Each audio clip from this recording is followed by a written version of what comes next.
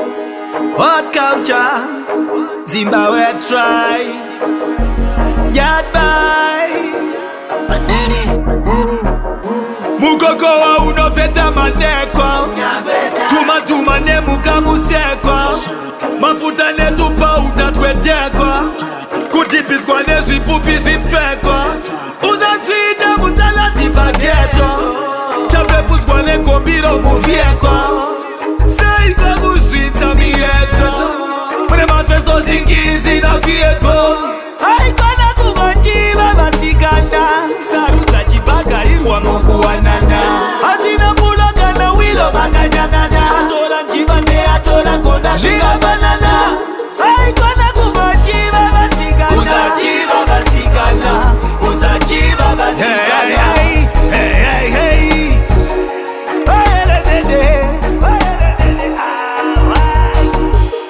Chasing shadows dressed in light that promise peace but still the night. A smile for sale, a touch on loan. Leave you cold, I'm more alone. Look up, look past the surface show. Find worth in what real people know. Friendship, purpose, work and grace.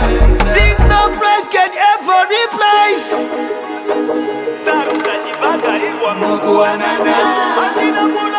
Wilo maganyagana. Beatora gonda liga banana. Haikona kugonjiva basikana. Uzajiva basikana. Uzajiva basikana. Gudo guru muzo beta.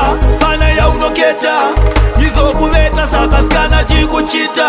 Chikusindikita vachikuita babysitter. Propa vachikuzeta vachikubuditsa nikita. If you wanna name raider, skana va uno data. Kaka jimbo veita zinga gete calculator. Beta anopunza kweta zinga comparator. Idinda narita maweta kweta akaneta. Kune vaskana zinga dike. Skana nororeka. Skana nozvididi pizza bruno katendeka. Skana anetika beri baba nanga choreka. Moyo agadaro zero pazaka fereka. Skana akanaka mropa fungwa muchiklika. Nechimira chinenge duri paunor wizo mirizika. Mafungire zvebarika chikubikira papurika. Aine rudo rinenge rwabaraka kusika. Haikona kugonjiva vasikana. Sarudza chibaga irwa mungu wanana. Hazina mbulo kana wilo maganyagana. Atora njiva ne atora gonda shiga banana. Haikona kugonjiva vasikana. Uzajiva vasikana. Uzajiva vasikana.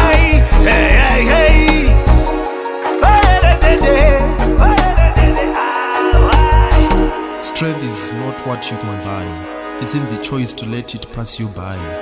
Walk tall, be free, reclaim your mind. The kind of love you want, you will find. Lick keys.